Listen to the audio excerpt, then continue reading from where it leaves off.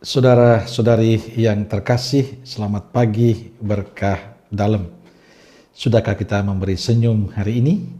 Minggu 1 November 2020.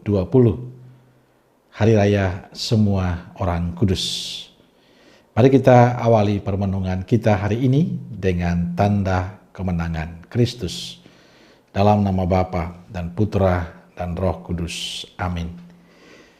Bacaan Injil diambil dari Injil Matius bab 5 ayat 1 sampai 12. Salam sukacita, semoga saudaraku semua dalam keadaan sehat dan jangan lupa untuk selalu bahagia. Saudaraku terkasih, pada tanggal 19 Maret 2018, Paus Fransiskus menandatangani surat anjuran apostoliknya yang ketiga, yakni Gaudete et Exsultate, bersukacita dan bergembiralah.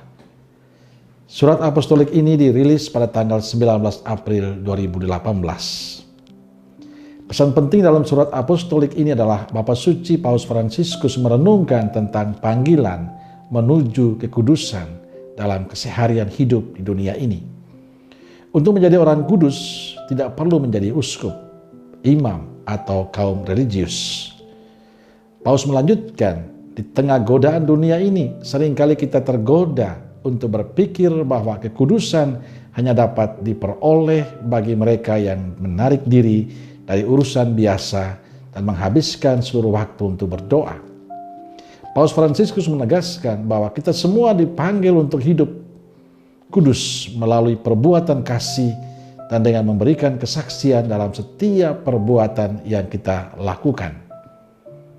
Menurut Fransiskus, kekudusan tumbuh melalui isyarat-isyarat kecil. Seorang ibu yang memilih untuk tidak menyebarkan gosip tentang orang lain, ia sedang mencapai kekudusan. Seorang anak yang duduk dengan penuh kesabaran dan cinta untuk mendengarkan nasihat tentang keharapan dan impian, meskipun ia lelah, ia sedang mencapai kekudusan karena mendengarkan dengan penuh kesabaran dan cinta. Saudaraku terkasih, mendengar apa yang dikatakan Paus Fransiskus menjadi sangat jelas bagi kita bahwa kita semua punya peluang yang sama untuk menjadi kudus. Jadi kekudusan tidak lagi milik kaum berjubah, tapi kita semua. Menjadi kudus itu hak kita dan kitalah yang memutuskan. Kuncinya adalah menjadi pribadi yang seperti diajarkan Kristus. Kita menghidupi cara Yesus di zaman ini. Dalam sikap kita, dalam perbuatan kita, dalam tutur kata kita yang baik dan menyenangkan. Kalau kita bisa melakukan dengan kesungguhan dan ketulusan hati seperti yang dilakukan Yesus, sebenarnya kita sudah menuju kepada kekudusan. Menjadi kudus tidak perlu tunggu diakui oleh gereja. Karena bukan untuk tujuan itulah yang kita cari.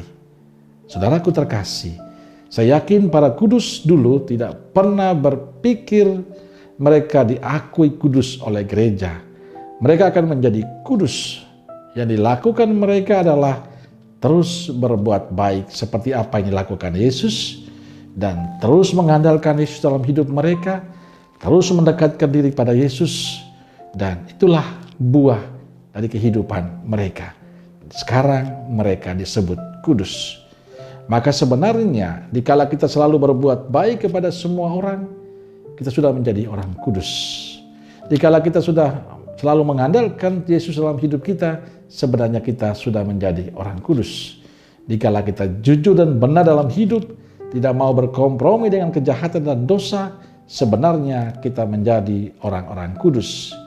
Dikala kita peduli dan peka pada sesama, sebenarnya juga kita sudah menjadi orang kudus.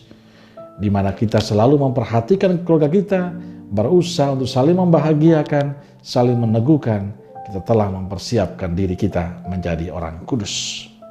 Maka saudaraku terkasih, kunci menjadi kudus adalah tergantung pada kita masing-masing. Kita punya peluang yang sama. Karena itu teruslah menjadi orang baik dalam hidup, dekatkan diri pada Tuhan, percayalah sepenuhnya kepada Tuhan, karena Dialah yang membuat kita kudus Dialah yang akan menemani dan menyertai kita semua. Saudaraku terkasih, menjadi kudus jangan tunggu nanti, tapi mulailah hari ini dan besok dan seterusnya dengan menjadi orang-orang baik dan benar. Amin.